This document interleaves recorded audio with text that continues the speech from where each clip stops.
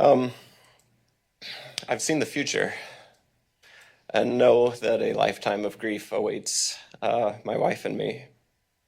I lost my own father when I was a baby, and I grew up uh, hearing stories about my dad from my grandmother, his mom.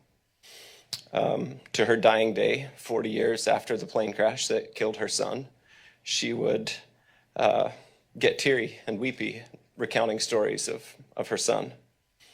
And that's the future that my wife and I have in store for ourselves. To our dying day, we will carry that grief and pain. I don't think I'm stretching the truth too much to say that by nature I am and always have been a pretty cheerful and optimistic person. The events on March 19th, 2024 have introduced a new word into my regular life, and that's hate.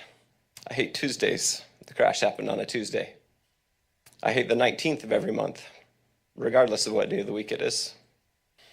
I hate the entire year 2025 for being the year that Buster never saw. I hated the first warm day of spring this year because the day of the crash was an unusually early warm spring day. I hate seeing other drivers weaving through traffic, especially if they're driving an Audi. I hate driving through the intersection of 192nd and 140th, which I do almost every day, and looking at the exact spot where Buster, Matilda, Eloise, and Andrea had their lives taken. I hate that my two closest friends of the past 10 plus years have had their families shattered and have had walk the same difficult path with me. I hate that my now 4-year-old will never have more than just a small handful of memories with her brother. I hate not being able to promise a worried 11-year-old that I'll come back when I leave the house, because I can't make that promise. I hate that my older son lost his best friend in the whole world. And I hate that next fall, when my oldest daughter, who just spoke, leaves for college, that her departure won't be the last day that our family spends together under one roof. I absolutely hate coming home from work and finding my